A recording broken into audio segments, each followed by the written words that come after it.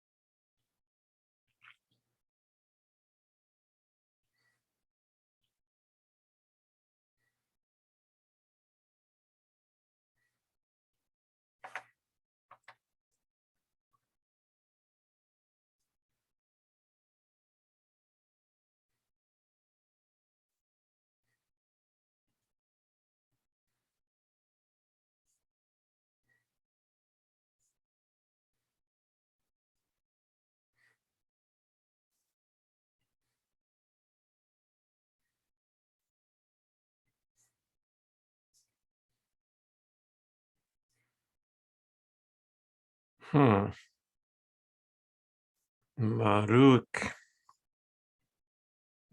Morocco.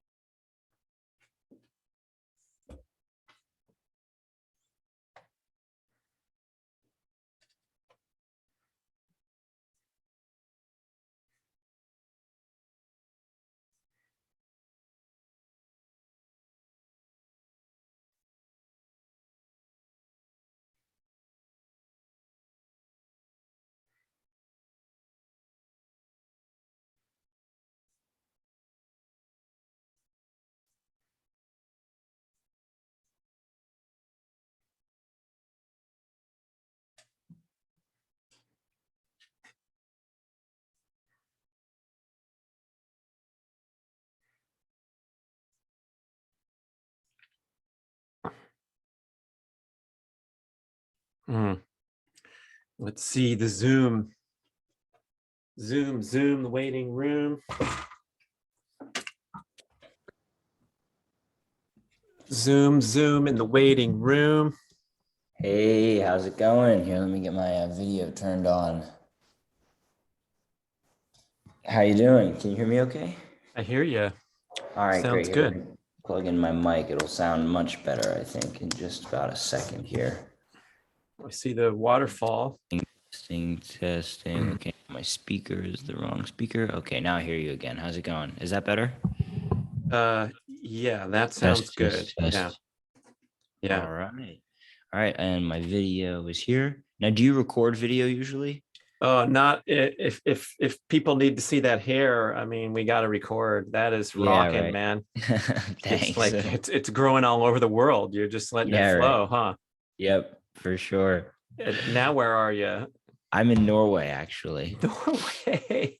Yeah, it's Awesome. crazy short days up here. It's like sun comes up at 9 and sets at 3. It's like really, Yeah. really something. What city? It's called Molde, Uh-huh. Molde. It's up on the northwest coast, and friends of mine live here just Oh, through serendipity. Yeah. and my friend's obsessed with Trondheim. Is that near Trondheim? Very close. Yeah. Well, Yeah. it's actually like a 3 hour drive because of the fjords, all the Oh, curves of the yeah. mountains. But if you had like a road, it'd probably like a straight highway, it'd probably be a 30-minute or an hour drive. Yeah. Yeah. I'm actually going to He's go there. A friend of mine goes to college there. all So, right. Yeah, he wants to move there. He's getting tired of some USA stuff, and he's thinking about it. You think it's an awesome country? yeah, it's a Yeah, great country. I was shocked because I thought that these days, like the short days, especially because I'm interested in light, of course, I yeah, thought the short days would just be killer for my health and for my energy, not really for my health. But honestly, it's really not true at all. They're huh? actually totally fine, because like the cool thing is that everywhere on Earth gets the same amount of light throughout the year by hours, not necessarily by strength. But basically that means that what we're not getting here in the winter, we're getting in the summer. And so and it's just distributed in a different way. Like whereas on the equator, they have 12 hours of day and night all year, but here it's like very short days in the winter, but then really long days in the summer. Now the sun doesn't go as high, so you don't get as much UV, but it's much longer duration. So if you spend more time outside, you can still have robust health, as I understand it. So I think we better have the show rolling now because that's super yeah. interesting, and I think about it a lot. Not having much experience except for being like in the sweet spot, in the 30s and the 30 parallel. Mhm. We know 45 is halfway between the equator and the North Pole, and I love driving through Salem, Oregon on Interstate 5 because there's a sign that says you are halfway between the equator and the North Pole, and I'm like, that is awesome for Isn't Salem, that Oregon, cool? man. It's so It's funny. cool. I do the same thing, but so some of my cousins live in Salmon, Idaho, which is also on the exact same, just north of the 45th parallel. And so whenever we drive out of town going south towards Idaho Falls, it says you're crossing the 45th parallel halfway between the equator and the North Pole. I'm like, that's dope. Yeah, it's super cool. Just to give So perspective, I'm at the yeah. 62nd parallel, Oh, so I'm mercy. far up here. Yeah, Yeah. above 60. Another fun anecdote from evolutionary anthropology research. The human can't survive above 60. It can't make enough vitamin D. And so when people first immigrated there, the only reason they survived was because of the heavy intake of omega-3s and vitamin D from the fish, the Scandinavian diet. Mhm. So that's pretty wild because I guess above 60, you probably can't even tan in the middle of summer. I don't know. It's very low. That's the thing. So I'd have to look into the numbers, but like I was saying before, in the summer you actually get a lot of light. It's just that because I was doing a post about this yesterday and I was actually brushing up on the science myself because I really wanted to understand it, but it's getting much clearer for me. But because yesterday was the winter solstice and I thought that was really interesting, but whenever you look at the winter solstice, it doesn't just say day. it says a specific time. And so I was thinking, well, if it's a specific time when the solstice happens, then that means that it isn't just a specific second. It must be an instant that the solstice occurs. And I wanted to understand, what does that mean?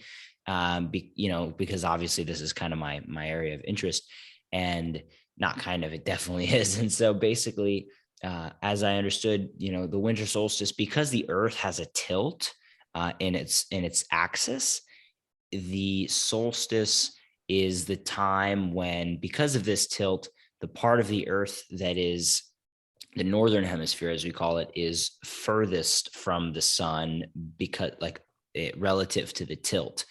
It's interesting because there's the Earth's, I was reading about terms yesterday that I never heard before, but there's the Earth's, I guess they call it I'm not sure even which axis it is. There's the orbital axis, which is the axis which is parallel to or perpendicular to the line upon which we orbit around the sun, which is the orbital line. But then there's the Earth's, here, let me get this here. Then there's the rotational axis. That's the term. So the orbital axis, imagine this is the Earth's orbit. So the line upon which the Earth goes around the sun in the flat plane. And then the orbital axis is a line that goes perpendicular directly to that orbital axis and makes a 90-degree angle. What I didn't understand fully, which is really cool, the Earth isn't orbiting like this. It isn't orbiting on its orbital axis. It's orbiting the sun on its orbital axis, I should say. So it is orbiting the sun like that, but it's not rotating on that axis. The Earth is rotating on this axis, which is 23.5 approximately degrees removed from the orbital axis. Does that make sense? Yeah, if you're watching on YouTube, it's more helpful because you can see Matt's gestures. But if you think about the Earth on two different axes, you can follow along a little bit. Yeah. Yeah. Well, so the best way, actually, I thought of a really great analogy to explain this. So you're familiar with the Smooth Criminal dance and music video of Michael Jackson? You've been struck by a smooth criminal. Yeah, exactly. We were arguing if Alien Ant Farm was the original creator of that song, or were they doing a take on Michael Jackson, or was Michael Jackson doing a take on Alien Ant Farm? And now listeners have to go hit both of those versions because they're both awesome. Yeah, that'd be great. Exactly. People should. I've never listened to the Alien Ant Farm, so I actually am going to listen to that. That'll be very interesting. So did that come out before? Is that why there's a question, or is it's floating out there? I don't know the answer. I just want to give a little credit because that's a pretty rock and roll version. Great song. Good to know. Thank you. I'll check that out. Alien Ant Farm. Look what we're doing with Matt Maruca, people. I will have a formal introduction in front of this, a tee up. But when we get in with you, man, it's always fun. It's interesting. You're a free thinker, and I love this the starting point, because I did wonder, when you're up in those extreme latitudes, obviously humans have adapted and evolved to colonize the entire globe, and so. What are the adaptations necessary? What are the major drawbacks? You hear about seasonal affective disorder. You sound like you're coping with it here in very near the summer solstice in Norway. So the shortest day of the whole year. Oh, so now that makes sense when you say that specific time, which is the very second that the Earth is furthest away from the sun. And then as it rotates, it's inching, toward March 21st. When the light is the same everywhere on the globe, right? Yeah. So the part that I wasn't understanding is exactly why it's like, what does that moment mean? That moment because the interesting thing is there's two separate axes which the Earth is orbiting on. There's like I said, orbital axis. So the reason I bring up Smooth Criminal is because when Michael Jackson cut you off there. Sorry, yeah. No, it's totally good. So when Michael Jackson does this he leans forward, and they get their shoes clipped on some hooks on the ground so he can lean forward like a ridiculous amount. So imagine that Michael Jackson, his body from top of the head to bottom of the feet is the Earth's. When he's leaning, that is the Earth's rotational axis on which it orbits. So imagine if Michael Jackson was just suspended in that state of leaning, of this tilt. And basically then there was a circular, some kind of radiating body in the middle representing the sun. And he was spinning on that axis at which he's tilted. So he's not spinning upright, standing up straight. He's actually spinning at this tilted angle. So that tilt, that difference. And so one line, which is the orbital axis, the line that's perpendicular to the Earth's orbit around the sun, that would be a line going straight from the ground, straight up to the sky. But then the rotational axis, because Michael Jackson is tilted, it leaning, that would be the axis from the bottom of his feet to the top of the head, which is not the same as the one going from the ground straight to the sky because he's tilted. So that tilt in the Earth's rotational axis relative to the orbital axis is the reason why certain parts of the globe are getting more exposure to the sun during different points of the Earth's journey around the sun. So in other words, if you think of it like this, and the picture I actually posted on Instagram, I'll show you here, it describes this really well. Basically, the Earth, it's simply just if the Earth was tilted like this, and imagine that the upper part of my arm is the northern hemisphere and the lower part is the southern hemisphere. And people who's listening to this on podcast, you should watch this video. Basically, this is when the sun is here. This is when it's summer for the northern hemisphere. And then when the Earth goes the other way, this is when it's summer for the southern hemisphere. It was really simple. So the winter solstice, the max of the winter solstice is just when we're on this side of the sun, such that because of the tilt, the northern hemisphere is ever so slightly further on a daily basis. But what's really interesting, because these are two different axes, the rotational and the orbital axis, the Earth is definitively the furthest from the sun. In fact, around January 3rd. It changes every year. But so the point is the Earth's orbit isn't perfectly round around the sun. They call it elliptical, which means there's a time of year when the Earth as a whole is furthest from the sun. So the seasons aren't determined by the Earth's overall position from the sun. It's determined just by the tilt angle. So the angle away from which the sun, the Earth, the different parts of the Earth are from the sun. Does that make sense? Yeah. Did you say it was 23 degrees was the tilt? Yeah, it's 23.5 degrees, which is why the Tropic of Cancer and Right. I was going to Capricorn ask that. have those degrees. Yeah. What the heck? Okay. So Because of that tilt, those are the tropics are the places in the Earth, the sun, and you probably already know this, but the sun goes directly overhead at least once per year within those two latitudes. Because of the tilt, anywhere you go further away from those latitudes, the sun doesn't ever go directly overhead. Now, the interesting thing is, what if the Earth didn't have a tilt? Well, there would be no seasonal variations. The North Pole and South Pole would constantly have, they would have the same light situation as if it was the equinoxes, meaning they would both have exactly 12 hours of day and 12 hours of night. And so would everywhere else on Earth the entire year, but there would be no seasonal be no seasonal variations. It would be like constant equinox. It's just that the strength of the sun would always be the same everywhere. So the North wouldn't get more in the winter unless it would just always be 12 and 12. And then the tropics of Cancer and Capricorn would always be having the sun like in the same position as well. And the sun would only ever be directly overhead constantly on the equator.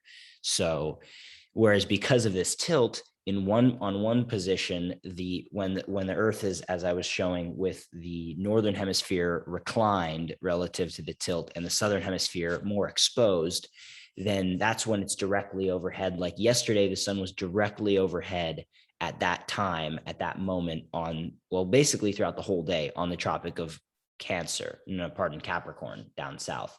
But then when the Earth's over here and it's leaning in, so to speak, from the northern hemisphere, that's when the sun's directly overhead on the June solstice in what we call the summer solstice. And that, people, is your lesson in the planetarium show by Matt. We are rocking this thing. And up there in Norway, you're visiting, you're not a permanent resident there, but how do people cope? And what are some, protocols they can use to mitigate the potential health consequences of living quite far from the equator? And then I should ask a follow-up question, like if you are near the equator, are there any health considerations there? Yeah. So here, you know what's interesting? I just wanted to look up one thing, which is actually the time when the Earth is furthest from the sun. So Monday, July 5th is the day that the Earth is absolutely the furthest from the sun. Huh. But this is probably about a year ago. Oh, no, no, no. Yeah, this was last year, but it's probably about the same. So that's what's interesting, is that we can be furthest from the sun in the middle of our summer. Like by distance, the Earth is the Mhm. furthest from the sun, but because of the tilt and we're leaning in, it's still summer for us. But so, of course, this got me thinking, how could you be, when is the Earth closest to the sun? And because it's the furthest in Mm. July, it's closest approximately in January is what I was getting at. So Mm. I was backwards. It isn't furthest in January, it's closest in January. So I was thinking, on January, let's say it's the 3rd. I don't want to pull up the exact date right now, but if the Earth is closest to the sun by distance overall as a whole, not by tilt, Mhm. because the axis isn't perfect circle around the sun, it's a little bit closer and a little bit further at some point, but by a magnitude of millions of miles, hundreds of millions of miles, it's ridiculous. So I was thinking, where is the sun directly overhead? Like, where is the sun the strongest on the day we're closest to the Mm. Earth? And where is the highest elevation on that point of Earth? So that you could be in the place where you're absolutely the closest to the sun on that day of Earth. So I was thinking, because that day in January, it's in the southern Yeah. hemisphere's summer, it would have to be in the Antarctica. southern hemisphere. It Yeah. probably isn't Antarctica. It would probably be somewhere close to the Tropic of Capricorn, because that's when the sun is directly overhead on the Uh-huh. solstice. But it's a little bit past the solstice, which means the sun is a little bit more directly overhead north of the Tropic of Capricorn.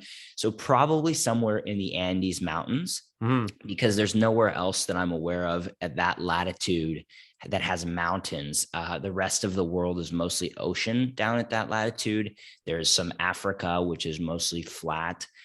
Then maybe Kilimanjaro, but probably not, because that's much further north. And then the rest is like the Philippines, Indonesia, Australia, maybe, but that's mostly flat too. So you'd have to be somewhere in the Andes Mountains. And I wouldn't be surprised if the Incans actually have some kind of monument in this exact spot, like where the sun is the strongest and we're the closest to the sun. But I'm guaranteed I'm going to find that spot during my life, like down to the inch on the earth, He's and on a stand quest. there. He's going to lead a guided tour. You can sign up now. Wouldn't that Yeah, be exactly. amazing? People can sign up now. 20 Y- grand. No, I'm just kidding. Yeah, the All right. So, excursions. yeah, so you had a really good question that's really, really worth and helpful to get into. Um, and this all started with us talking, well, partially talking about how people couldn't survive at 60 latitude and above because of vitamin D deficiency. So because of this tilt, what I found really interesting, and I've observed this, and so it made me think, of course, like, how in the world, I was visiting actually a host family I lived with on a foreign exchange program years ago. I was visiting them because they moved from Bosnia, which is where I lived, which is a relatively poor country in Europe, to for a better life, basically, in Norway, prospects of a better life. But you have to look and weigh the costs and the benefits. They moved up to the 77th latitude in northern Norway. Can you imagine? That's Oof. literally 13 degrees, 12 degrees north, no, 11 degrees north of 66, which is the Arctic Circle. So they're well within inside of the Arctic Circle. And in the winter, they have basically no sun. I mean, hour of light, 2 hours of light. And in the summer, they have constant light. Like, I was there and the sun didn't set until 11:30 and it rose at 1:30 in the morning. So super extreme. So I'm like, is Yeah. this really a better life? I'm not sure, because of how extreme the environment is. And it was a really cool experience, just for perspective too. Like, I coming to here to Norway, I flew from Zurich, Switzerland, which is about a 2.5 hour flight to Oslo and about a 30-minute flight up to Molde. But to get from Molde or Oslo up to where they were, which is north of a town called Tromsø or Alta, which are two really northerly towns. Tromsø has the northernmost university in the world, just Hmm. for perspective. But that was another 2.5 hours. So like Oof. Switzerland to Norway, and then Norway to northern Norway. It's like ridiculously far north. And I was like, how in the world is the sun setting at 11:30 and rising at, and how is it constantly at the North Pole, a little further north? How is it just constantly up all day. And I understood because of this Earth's tilt during the time when the northern hemisphere is more exposed, the sun is, or the Earth is spinning not straight like this, but it's spinning like this at an angle. 23 And so degree this, angle. yeah, exactly. And this point, this northern pole and the Arctic Circle, but specifically the top point, no matter how if the sun is here, no matter how the Earth spins, this North Pole isn't leaving the sun. It's always in the rays of the light for 6 months straight, the perpetual day. And so the cool thing is, how does the sun never leave? How does it never, on specifically only on the point of the North Pole, how does it never have darkness for 6 months straight? But basically, because of that tilt angle, the sun is literally just circling around in the sky, because and I saw this when I was at the 77th latitude. The sun, it rises, it goes all the way around the sky, and then it dips back down above the horizon. But then the winter, it's the opposite. It's constantly below the horizon, and it just dips up for for a few minutes or an hour. Like, it's crazy.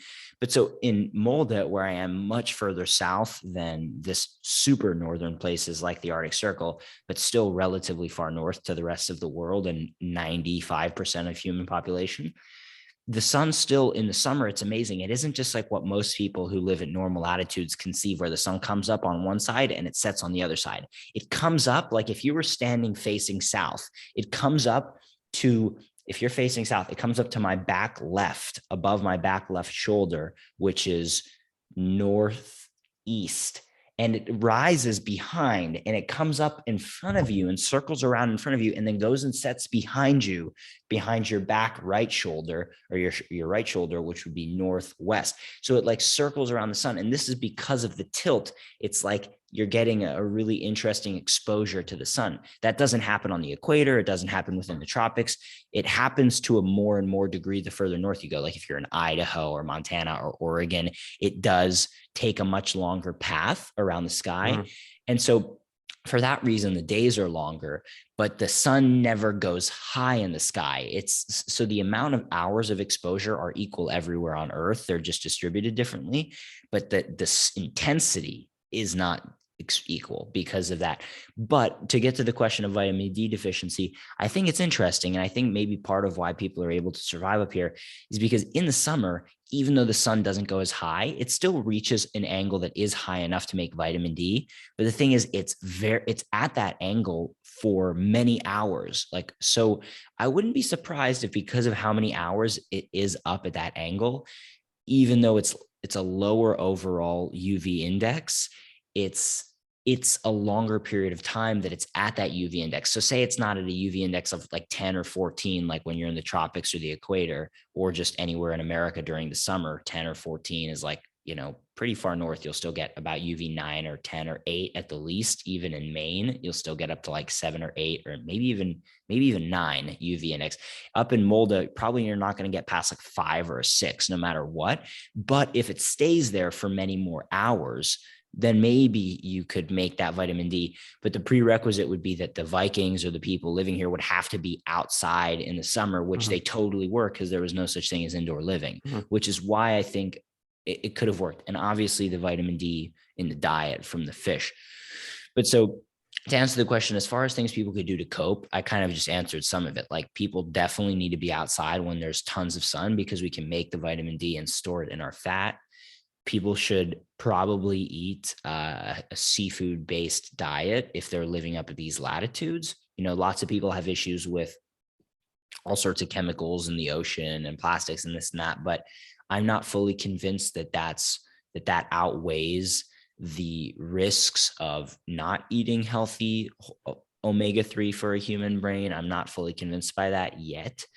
And I don't know if I will be. But so those are two big things. Other things people can do is use red light therapy or light therapy in general, but red light therapy is a big one. And we're actually releasing red light therapy panels, red light therapy devices, probably within the next few weeks. It's just been kind of an ongoing process for we're going to launch them for a pre-order so people can get those. And that's something where you can bring back key wavelengths of sunlight, specifically the red and near infrared wavelengths. To be honest, though, those are for people who want to have something that's easy. It's a panel. It gives you the most targeted therapeutic medicinal wavelengths. The other best kind of red light therapy, which is really focused on near infrared light, is creating a fire, like using a Hmm. fire in a fireplace, or using a sauna or a banya or something like this, where you can actually have like a heat experience. But and the Finnish people, who are also super far north, they created saunas they just knew that if they burned a lot of wood and sat in a really enclosed space and got really hot, it really helped them to kind of get through the winter. And so I think that was a thing people can benefit from and do. And those are the main things for people in this latitude. One other thing for me that I'm doing every single day, like here, it's a non-negotiable. Like sometimes when I'm in Costa Rica or wherever, I might not go for a long walk or do some kind of training every day. Some days I literally might just relax, work. And the day might just go by and it's the evening and it's like, shit, I didn't go for a walk today. Okay, no big deal. Here, it's like non-negotiable. I must go for a walk for at least an hour or two every day, because when there's only this many hours of light, That's right. and You're yeah, motivated. I love it. Yeah. yeah, it's great. I'm like, I'm not going to take my shirt off necessarily in this temperature, although maybe if I'm feeling really warm while I'm hiking, I might. But it's like, I need to get out for a walk because I know I'll go crazy if I don't, like, because there's no light. So, and that is one thing. There's studies showing that people with seasonal affective disorder had 100% cure just from an hour walk every day in the morning outside, even if it was a cloudy gray sky. It was like 32 out of 33 participants had significant improvements in their conditions in the study, which is documented in the book. It's called The Healing Sun.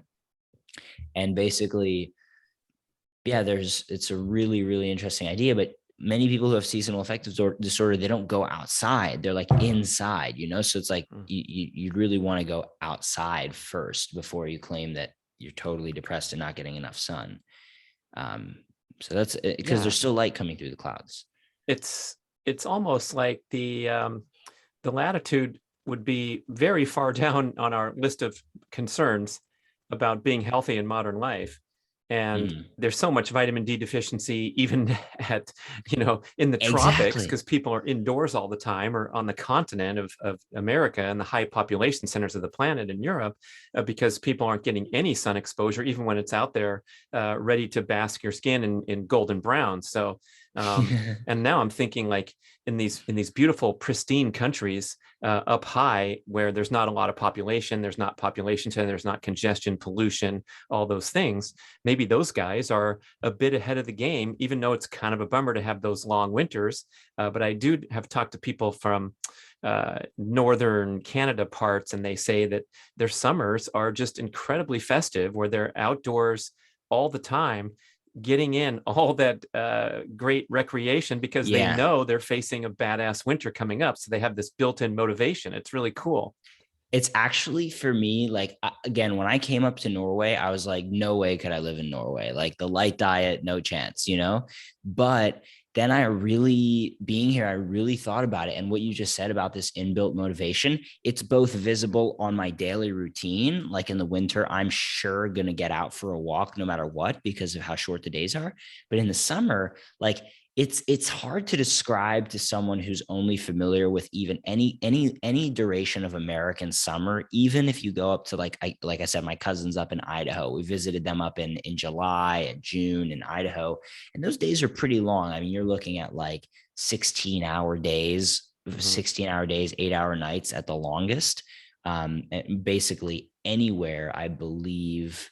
Let's see, on the sol actually, this was also included on the June solstice, on the Tropic of Cap, no, so the Tropic of Cancer was 13 and a half hours of daylight. So basically the Tropic of Cancer being directly over, this graph is way off this image. It's so funny. Now that I'm looking at this image, I shouldn't have posted this. I don't know if you can see this, but the equator in this picture is actually where the Tropic of Cancer is. And the Yeah. Tropic of Cancer is over like Someone North Carolina, way off. But anyway, point well taken anyway. Yeah. yeah. You get the idea. It's just funny how northern hemispheric our view of the world is. But anyway, so what I'm getting at is according to these numbers, which I believe are accurate, it's about 13 and a half, 14 hours of daylight on the Tropic of Cancer, which actually crosses through Cuba and the Yucatan Peninsula of Mexico. So the further north you go, the longer the days are. So it does get up to close to 15, 16 hours of daylight. Anyway, up in Norway, I think it's probably more like if it's 13 on the Tropic of Cancer, 13 and a half, it's probably 14, 15, maybe 16. Yeah. When you get up to Idaho and stuff, when you get up to Norway, it's like 20 hours of Mm, daylight. Like it's obviously, it can also affect people's sleep if they don't have a really a really strong routine, because light affects circadian rhythms, but also meal timing and activity. So if you have a really strong routine, like you go to the gym or you go to the gym or you work out at the same time every day, you run at the same time every day, you eat at the same time every day, like you can overcome, you meditate at the same time every day, like you can strengthen your own circadian rhythm to be sort of uh, not overpowering, but you can maintain it even when the days are crazy. But it mm. requires pretty strong discipline. It would require a really strong routine and discipline, which is something I'm learning here. It's teaching me discipline, because with such short days and such low light, if I don't have clear discipline of like, and I've been feeling this, I've been waking up much later than usual because the light isn't coming up till like 9:30. It doesn't start to get light. So So you're I've getting been plenty of seeing, sleep. Another yeah, positive for people living at 60 parallel. Yeah.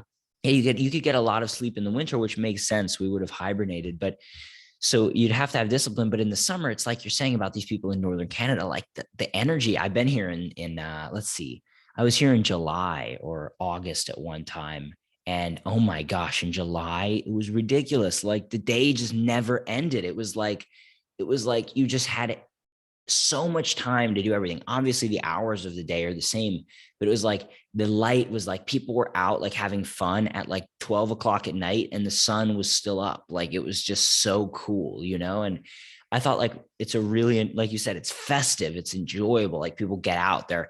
That's another thing, is that Norwegian people, in fact, speaking of people in the Tropic of Cancer and Equator who are vitamin D deficient, the people here as a whole, yes, there's probably tons of vitamin D deficiency, but many who I've spoken to, they said that when they were kids with their parents, it's like a non-negotiable, like sun's out, like get your ass out of the Mm. house. Like the sun's out, it's like the sun, we haven't seen it in 6 months.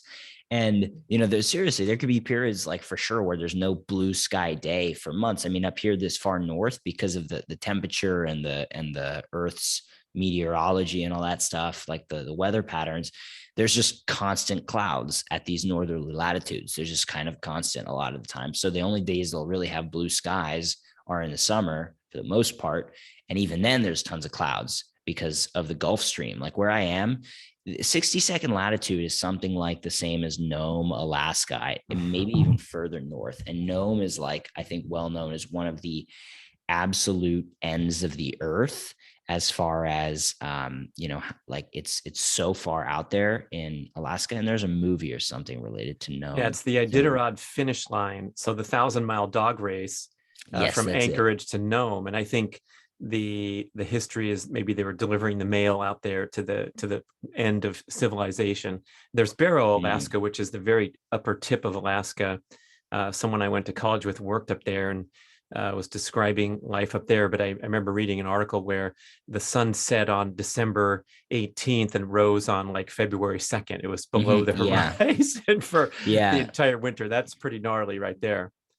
Yep, definitely. It's really, I'm not a huge fan of that constant night thing. I think for sure, like animal life even becomes more and more sparsely populated up here. Like Mm. maybe there's hibernating animals, but because it is so extreme that it really is, it is strange for the body.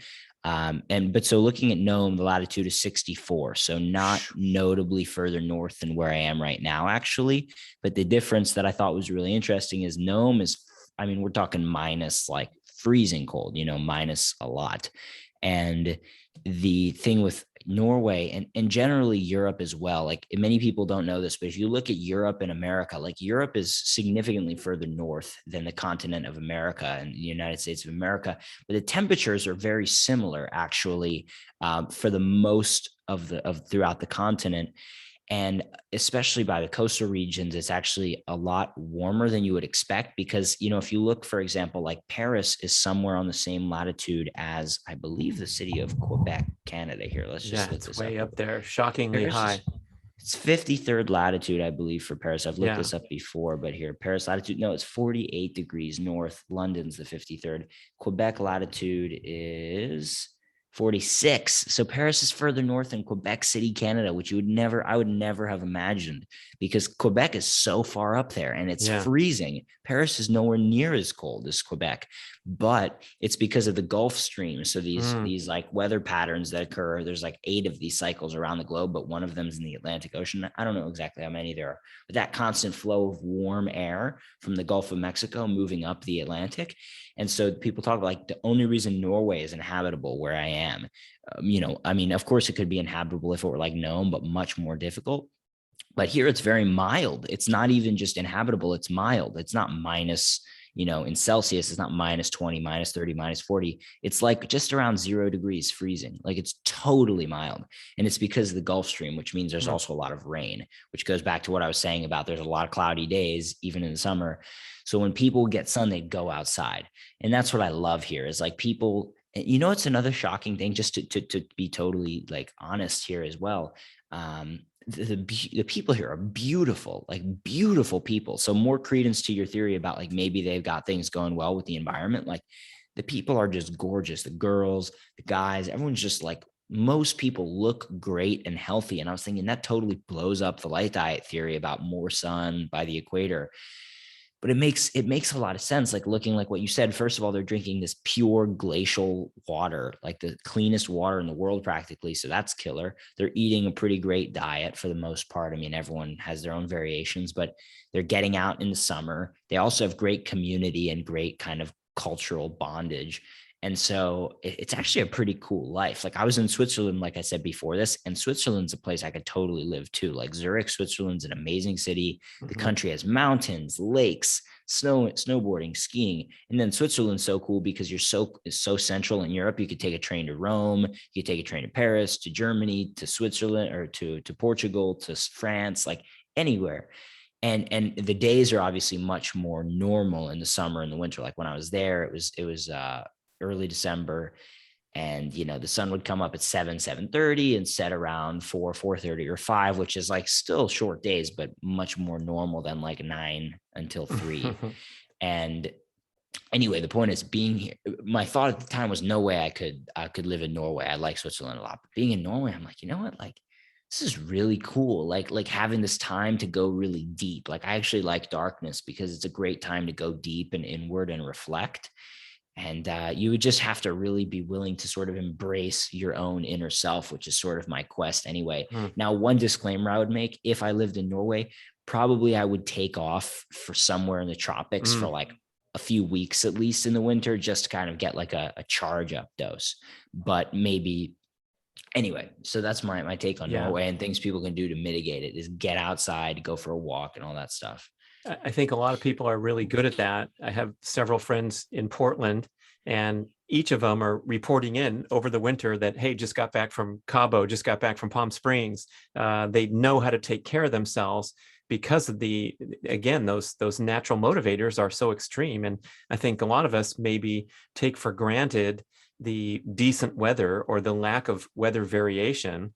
So we don't appreciate golf as much as the people in Chicago who are practicing their swing in their basement for 4 months. And then finally the course can open with still a little snow on it in April, but they're so happy to play a round of golf where, the folks in Arizona are grumbling about their score because they're playing throughout the winter and they had a bad round. On January 17th, they shot a 89 when it was 72 degrees out. And it's just a different mindset to have a greater appreciation. It's amazing.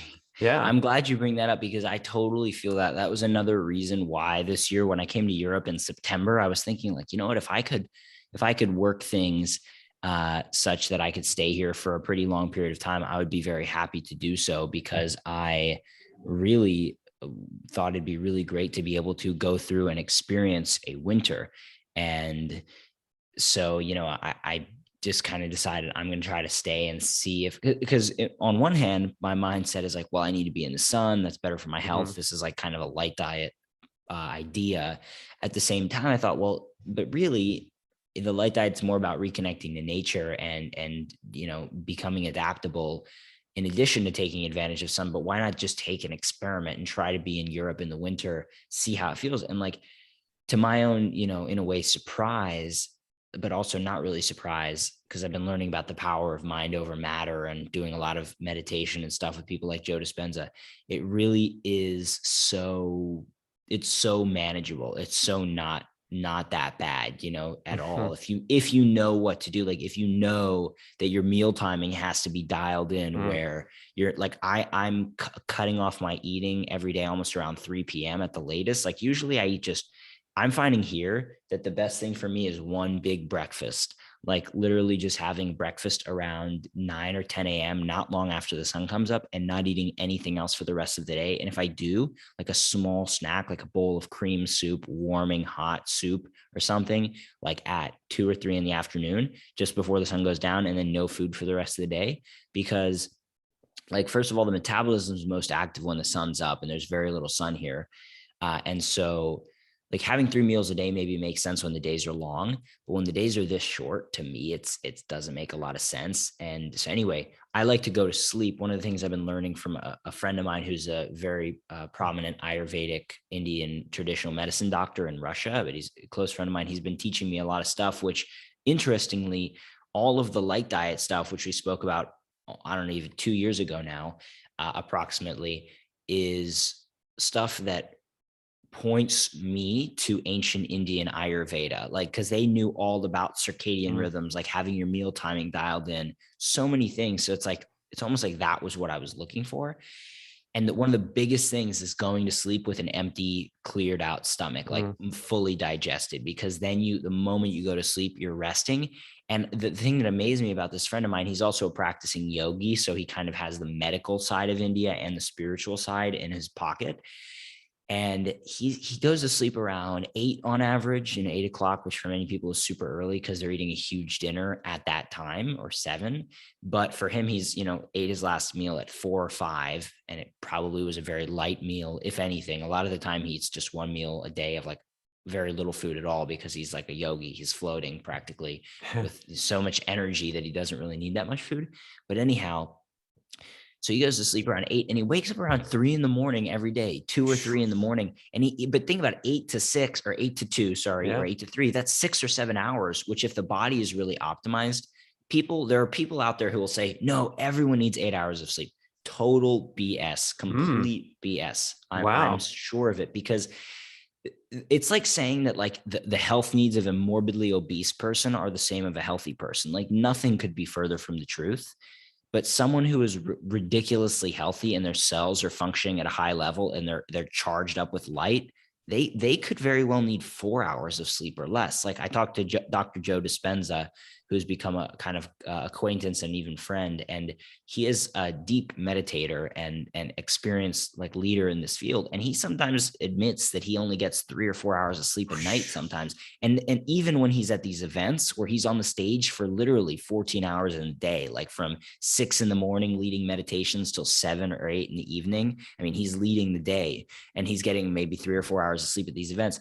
The point is, both modern Western meditation and mindset experts and energy experts and ancient yogis knew that if you have this connection to what they call super consciousness or God, or this high energy state, through meditation and aligning your energy centers and letting that free universal energy, which is always here, which they call God, just letting it flow through you by getting rid of all of our blockages and egos. And they call them samskaras, which are heart blockages, which we all have Mm. because we all attach to stuff to not let energy flow freely. I'm attaching to them constantly, but looking to free myself constantly now as soon as I see these attachments come up.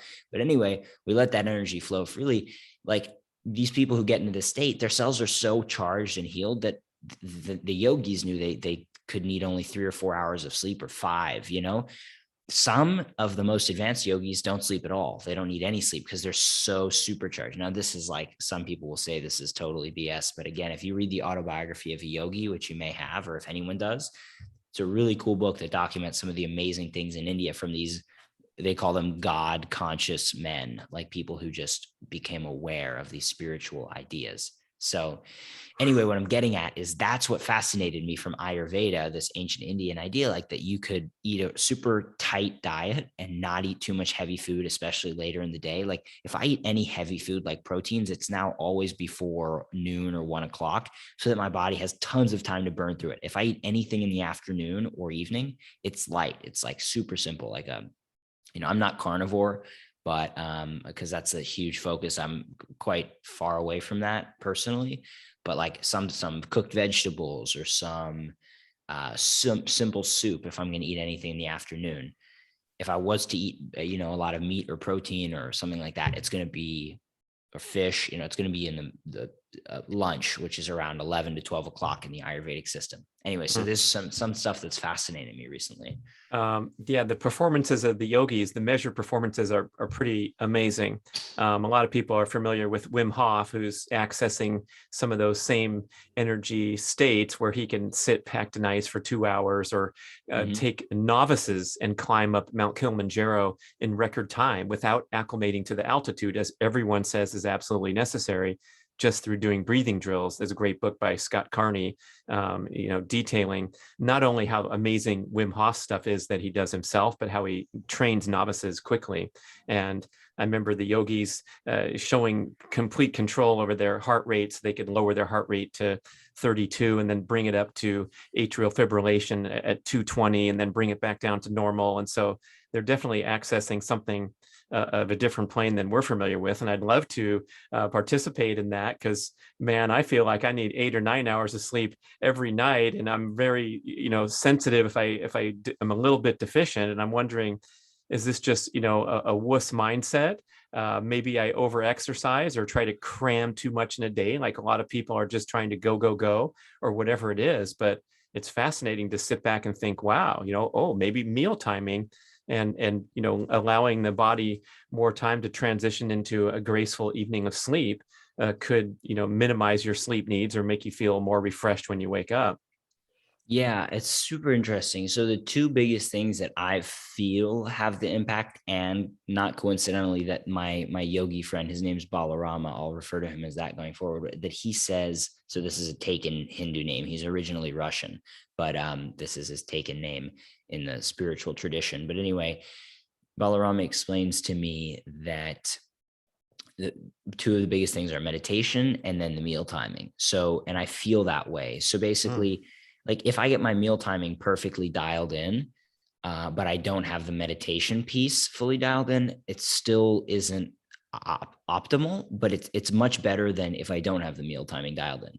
And so again, just to walk through the Ayurvedic meal timing, and the meal contents differ for everyone depending on your constitution. And I'm not a full expert in this discipline. To disclaim, I'm just, aware of it, but it fits with the light diet, what I have been studying for years now. So I can speak pretty intelligently about it and how the basis of, science kind of underpin it.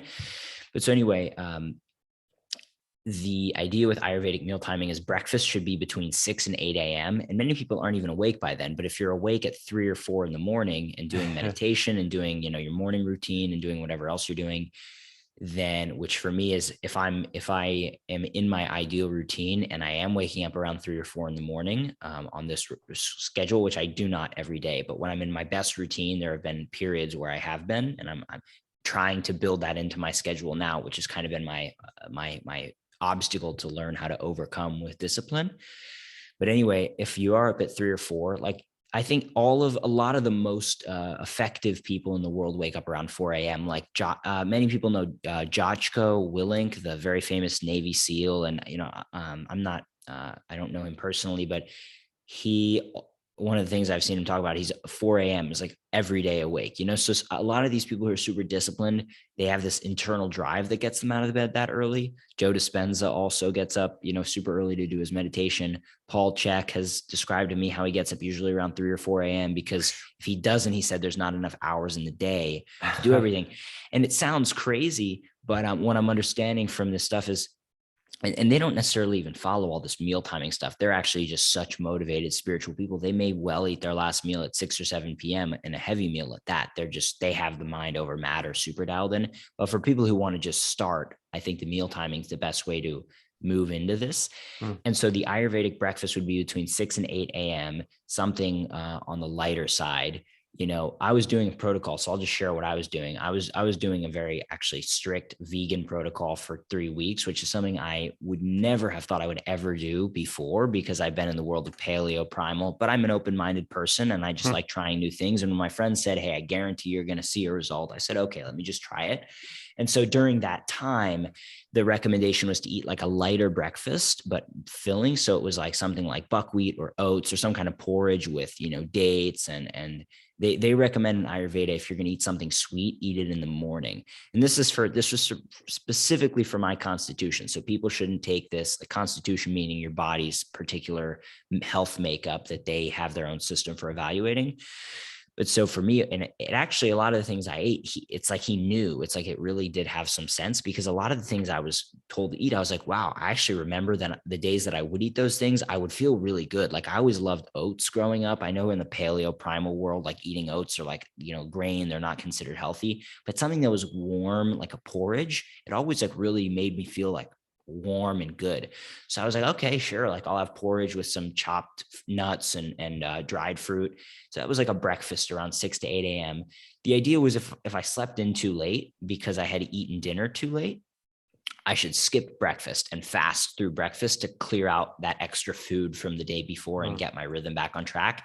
And then lunch would be between generally about 11 and 12. But if I skipped breakfast, I could have lunch around 10:30, like so a half hour earlier, according to this. This is a very strict version of an Ayurvedic diet, but very accurate.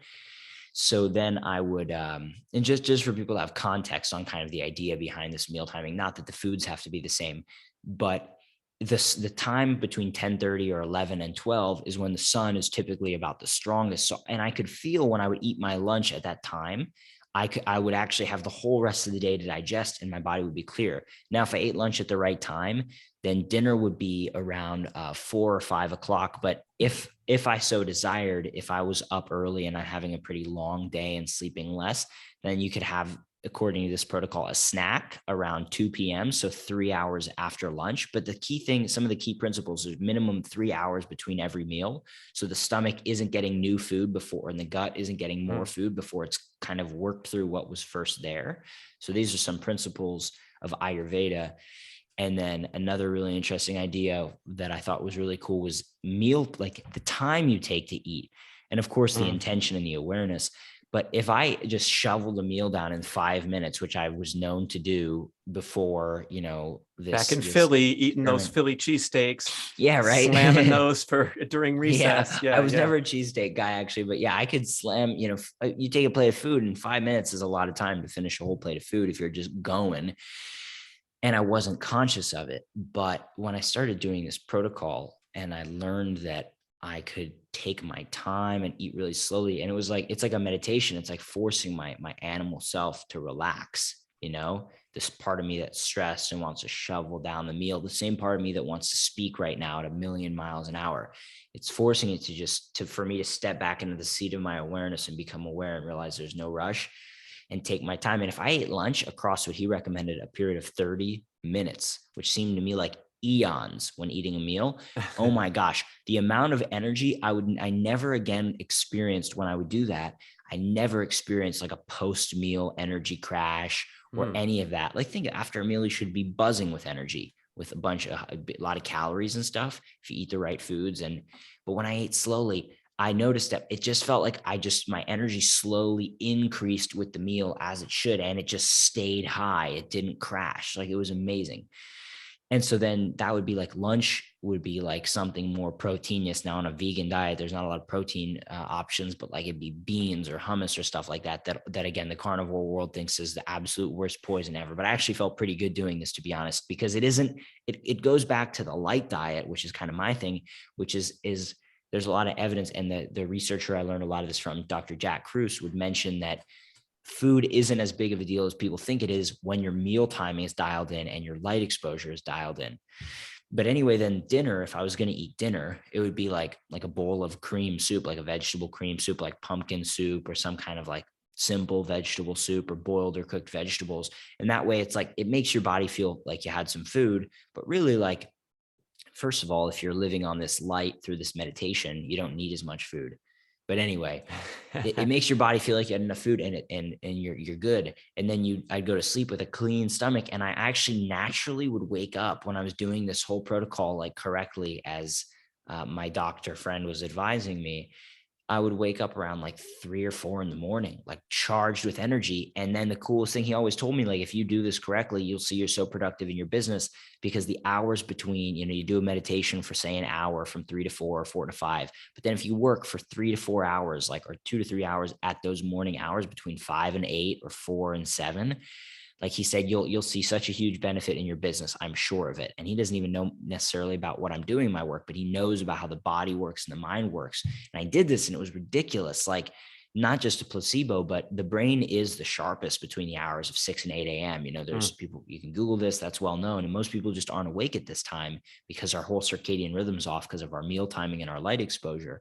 But that's when we're supposed to be up.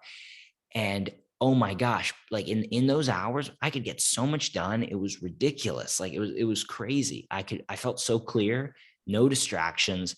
And it was like, I could work 2 or 3 hours in the morning and feel like I didn't have to do anything the rest of the day, because I got so much done, and I was in such a high vibrational, motivated state that all the things that I'd been pushing off or like neglecting, I would just run right into them, because I'm like, now's the time. And I think that's why so many people who get up that early have a great benefit. So on the one hand, meal timing, we touched on.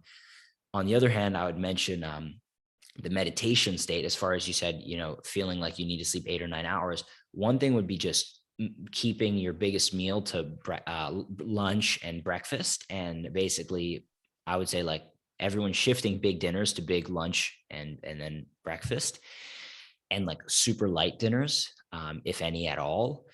And then, like, my dinner now, like I described, is more like an afternoon snack. Like, my one meal is my bigger meal, and then I have like an afternoon snack. And that has been working fairly well for me. I'm kind of experimenting here with the really unusual light conditions, but I'm always experimenting. But anyway, the meditation state, that for me is a really interesting idea. Now, obviously the spiritual yogis, and I'm reading a really cool book actually on my Kindle right now by Yogananda, not the autobiography of a yogi, but it's called Man's Eternal Quest. And it's been inspiring me a lot recently. It's just a collection of his lectures. It was published after he died. But basically, I understand that when people get into this like Wim Hof state, like you were describing, people get into this, they call it like a super consciousness or God awareness in a spiritual term. But you get into this such a high, and everyone's been there before at least once, I think, like just a super high like energy state. You feel amazing. Like, they argue in these traditions that never has to go away. We choose to trade it away because of some attachment to some desire, person, thing, outcome, situation, pain, expectation, entitlement. But that feeling doesn't actually ever have to go away. So they say, set your sights on the highest state you could be in, and you can actually stay there if you want. But you'd have to be willing to trade everything that doesn't align with that vibrational frequency. Even for example, for me, even if it would include trading away my business, if it turned out to be the case that at that vibrational state, my business was no longer a match. Now, the cool thing is that's not true. My business is a blank slate. I would just have to trade away all the activities that don't vibrate at that high level, that don't inspire me fully, where I would be willing, because right now what I've done not now, but in the past, what I've done many times is I'd get into a high state, but I would, because of some thought of I should do this, or I should do that, or I should do that, I would trade away this feeling of bliss and joy for a feeling of like, I don't know if it's something I took from my father or from who knows what, but the feeling of, oh, I ought to do that, or I should do that to be this to these people. Or if I don't do these activities, if I don't do these things, then my business might fall apart, rather than saying, you know what, I'm fearless. I'm an unlimited being who's a physical manifestation of divinity, just like we all are. And in a sense, and also, not to mention from a scientific perspective, like, our life is a blink of an eye in the universe. We have nothing to lose, factually speaking, except our existence. But even then, what is that? It's like, and really coming at the world from this place of like, I have nothing to lose. And so if I only do the things I want to do, just getting rid of the fear that was the driver, because it's always fear. There's a fear that's like, well, if I stay in this high vibrational state and I only do the things I want and I don't lower my frequency down into fear, maybe I'm going to forget about something important. But it's like, wait a minute, what if I just decided to stay in that high vibrational state, surrender my fears, and if something happens that I would previously have been afraid of or triggered by, just let that go and just surrender that I don't want that person who's afraid to be a part of me anymore, even if it means I have to experience some discomfort in the process. Anyway, That's heavy, my way man. I love it. Thank I you. was Well, just that's my way talking of to Dr. Bruce Lipton, Biology of Belief, and this lines up perfectly with nice. his cell biology and quantum physics, where our cells are either in a protection state or a growth state, but they can't be in both at the same time. So whenever we succumb to fear, we all of a sudden depart that beautifully described state that you're talking about, that we all aspire to. We can bring ourselves back down to life in 2 seconds flat, and we do it 17 times a day, but we don't have to. We can let it go. I'm fired up, man. Your description was Thank you. solid. Well, We all have the potential, man. I am grateful for this. I'm lucky because I've been reading The Untethered Soul by Michael Singer, which if you read that one? No. It's amazing. I think you'd really appreciate it. I recommend anyone actually start with his book called The Surrender Experiment. It's an amazing book, which was written after The Untethered Soul, but it gives you the context so that when you read The Untethered Soul, you have background and you say, holy crap, how did this guy write this masterpiece when he was in the middle of some of the most unbelievably difficult experiences that I think a person could go through, really. I won't spoil the book, but it was really difficult stuff that would cause most people to lose their minds. I mean, go crazy and want to give up on life practically. But he wrote this masterpiece because the whole time prior, he spent his whole life surrendering. He made this commitment that he would surrender anything that didn't vibrate at that higher frequency. So it'd be like me saying, I'm going to stay with my consciousness on God and this high frequency. And anytime I feel discomfort, whether it's some emotion that comes up even during this podcast or during this day, it's like taking a chance. It's like, I'm going to let that go on the chance that it's worth letting go of that to maintain this state, no matter what the consequences are. And Joe Dispenza says a similar thing during his events, because I've been going to a lot of his week-long events. He says, when you choose to become that new person who you're creating in your mind, you choose to oscillate at that new frequency, and you go back in your life as that new person, he says, things are going to slip away that you used to deal with. Like, you're not going to be friends with the same people. You're not going to complain about the same things. And to me, it's the same thing. It's saying, like, I'm choosing every day to be at that high state and letting stuff slip away. So to get back to the point about sleep and sleep needs and meditation, I can 100% see how even in my day yesterday, I chose to fall from grace, if you will, on several occasions and get myself into a really riled up, stressed out, adrenaline pumping state, whether while I was working or just something happening. Now, better and better from my past, but still I have a lot to overcome. And this just discipline and awareness and meditation and time.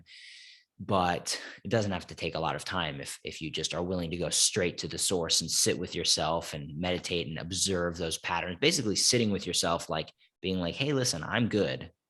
But the ego, which is like the noisy roommate Michael Singer describes in this Untethered Soul, it's like you have to be willing to basically finally listen to the noisy roommate, the ego, and surrender and face all the things it's been telling you that you've actually been, I and many others and whoever had been listening to and building our life around, and face, oh my gosh, I let this voice control me my entire life.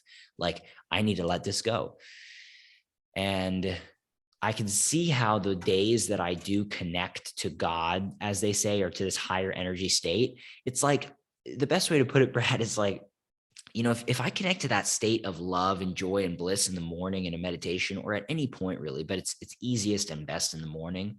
I think I'll go meditate after we do this podcast, because for me, it's just turned 5 a.m. So I got up early. Oh my gosh. Thank you. What an honor. I'm stoked. I extended my workday to 7 p.m. How about that? Okay. We're both stepping up for the cause. For you, listener, I hope you're enjoying this incredible stream of consciousness. Yeah. Yeah, I'm stoked. Well, the good thing, one of the things that my yogi friend, and I'll go back to the meditation, but that my yogi doctor friend Balarama described to me was that he said, and this was a huge life-changing idea. He said that usually for someone who isn't a master or really well trained with their mind, like years of meditation, he says because the nervous system becomes naturally fatigued throughout the day, as does the heart, and the whole body just naturally gets exhausted. Like you wouldn't try to run a marathon in the like after a day of consciousness and wakefulness, because your body would be tired just by virtue of the fact that it spent a whole day. Like human life can be measured in days, and like at the end of a day, it's like the end of one unit of life. Like you don't want to exert yourself too much at the end of the day. So one of the things he told me is that training in the afternoon or evening is a very bad idea from the Mm. Ayurvedic perspective, because of the body's already worn down, and it can be very stressful for the heart and cause a lot more inflammation in the body. But training in the morning is the absolute best time when you're fresh off of sleep to get that hard stimulus on the body. And he trains like crazy. He's a very strong guy. So, he totally blew apart the idea for me that someone can't be healthy and be vegan. And it just showed me that it really isn't all about the food, but that if you're living a certain lifestyle, you're connecting to energy, you're living in healthy places, you're getting sun, your meal timing's perfect, you're training, you couldn't theoretically eat anything, even vegan Right. diet, as he's proven to me with great lab tests and healthy, because I was super skeptical in the beginning. It took me 3 years to even consider that what he's doing could be sensible. But then I learned it's based on thousands of years of backing. But anyway, so let's see, where was I going with that? Well, I love that insight, because I think we pull these things out of context often, like Dean Ornish and his fabulous life's work of getting people to, reverse heart disease. Caldwell Esselstyn and Rip Esselstyn, my good friend, who's a big leader in the plant-based movement, and they're advocating for these big piles of green, leafy green vegetables as the key to life. But then they also do 11 other awesome things as part of this plant-based movement and lifestyle. And Dean Ornish's medical patients go for a walk in the morning. They quit smoking. They measure everything. They eat sensibly. They have those beautiful meal times where they're preparing and chopping the foods, and so they have all these incredible success factors. And oh, by the way, they're eating vegan. And yeah, we're looking at the big picture here.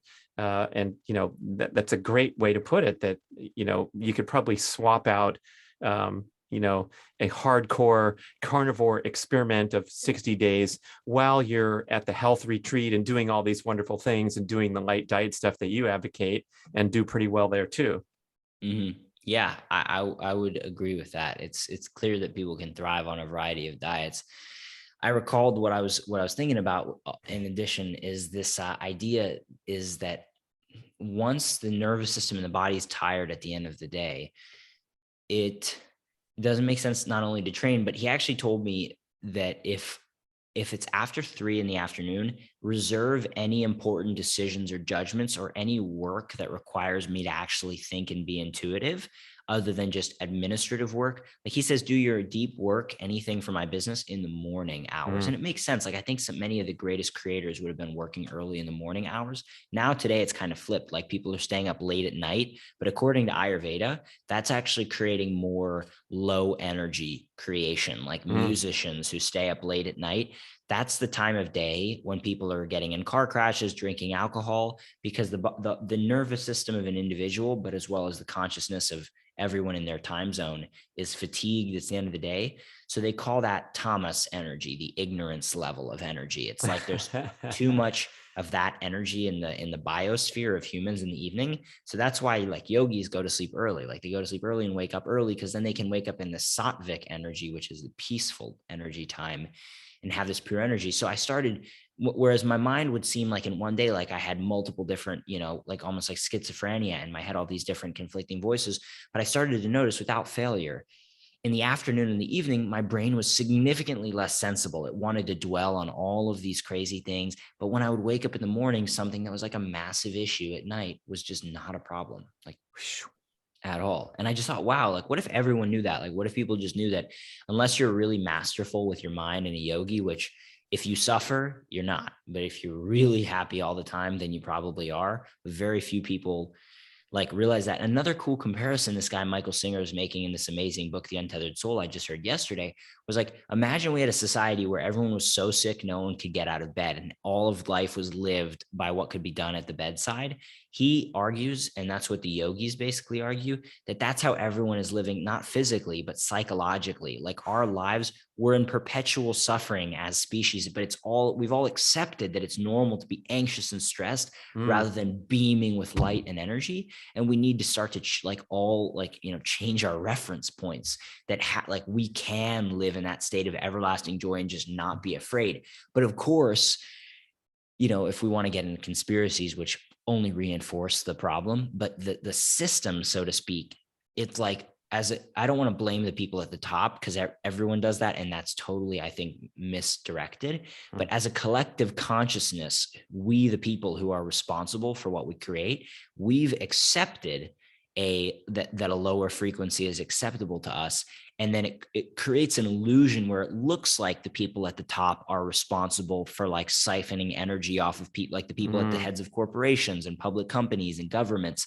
It looks like they're the ones responsible, but really it's only possible because we've allowed ourselves to be stolen from. We have to give our conscious consent to that. With the whole vaccine situation and the whole COVID situation, everyone has given their consent for this. It's not the Bill Gates and the Klaus Schwab, the guy who's the head of the World Economic Forum, that everyone's blaming for all the issues. It's really the fact that everyone's giving the consent. The cool thing I love about Bitcoin is that the Bitcoin community is actually saying, as a collective consciousness, we're taking our power back about our money, and we're going to put our money into something that many people view as risky, but because we believe in the principles it's based on, that no one can tamper with this money, like, effectively speaking, unless they were to take over, they would use millions of computers to take over more than 50% of the network, which would be very impressive and very difficult.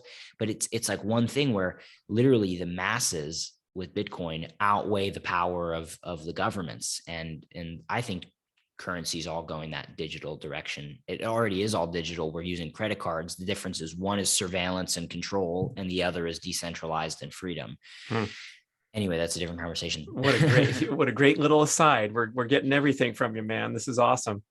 Yeah. Well, so I wanted to mention about meditation, because that was where I left off the tangent, getting into the stuff about not making big decisions in the afternoon, leaving important decisions for the morning. But back to the meditative state, I could see how on the days when I chose that I wanted to take the time, no matter how long it was going to take, whether it's 30 minutes, an hour, 2 hours, I'm going to sit and meditate.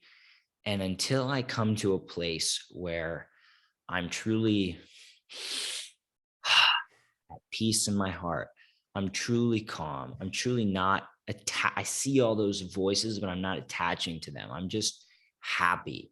And those people who are just happy, they're just happy. They don't care what happens outside. They're just happy, And those days, like, my activities all were totally different. Like, I wouldn't opt right into straight going into my email box first thing in the day, for example. Not that there's anything wrong with that, but for me, that could often be associated with like fear and low energy. Like, oh, I need to go see what's wrong, rather than saying like, no, I'm stoked. Life is amazing. I'm going to start by creating the thing that I've been wanting to create for months, but I had to get to that higher frequency in order for the frequency of that creative endeavor to match. And then I would go and spend 2 or 3 hours creating that thing that I was maybe wanted to do for months. And I was telling myself I wanted to do, but I wasn't willing to overcome the fear that was associated with, what if, like, basically the question, like, what if I actually stepped into my power? What if I stepped into wealth and abundance and my true gifts? Like, what if all these other things that like, the idea and the ego is like, what if things started to fall to the wayside, things that like I'm attached to, like certain ideas of financial security or this or that. Like, none of these ideas of financial security, quote unquote, are even secure at all. It's all just ideas. It's like I fear that I'm going to lose something by stepping into that higher frequency and staying there. But in fact, the only time I'm losing is by choosing to not step into that frequency. So it's like a total mind game, like that. I think by lowering my frequency to fear and holding on, that I'm somehow protecting myself or keeping from something, from losing something.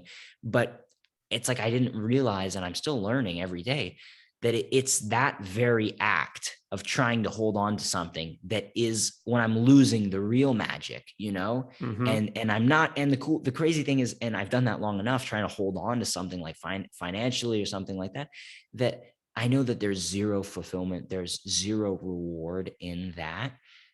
In fact, even trying to hold on to it makes it leave faster. It's like you stay in the wealth I should say scarcity mindset, and I spent money faster, or I wasted it away, like from a business perspective.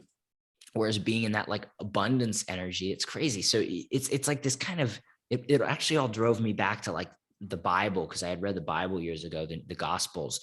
And it's like so many of the things that Jesus spoke about that were like so paradoxical seeming all started to make sense in this context, that I need to let go of everything I think I know to discover what we really are. So the whole point of this regarding the hours of sleep is I can totally see how if someone, and feel how if someone chooses to get in that high energy state, if I do that and I choose to not lower my frequency into this constant stress and fear all day, like I just don't need as much sleep, because I go to sleep instead of feeling like, oh, I'm exhausted, I'm so tired. Like when I lay down to bed, if I go to sleep and I feel like I'm dead, like 8 hours or 9 hours of sleep isn't going to fix that. No matter what, I'll still wake up feeling fatigued and tired and like a big bear that needs like an hour or two just to really get up. But if I go to sleep like warm, smiley, like I did a great job today, I'm great, like I probably don't even need that much sleep. I wake up and I feel fresh. So it's a different experience of the world I never experienced until trying the meditation stuff and this meal timing. All right, we got two strong takeaways there, people. The meal Very timing, and big. I like the double meaning on meal timing, not only the time of your meal, but taking your time and enjoying that leisurely meal timing. Mm-hmm. Where else can we learn more and connect with you, and give a little plug for that, the Light Diet course? I believe it's out now, where you can go Yeah. through the steps and everything. Thank you, B.rad.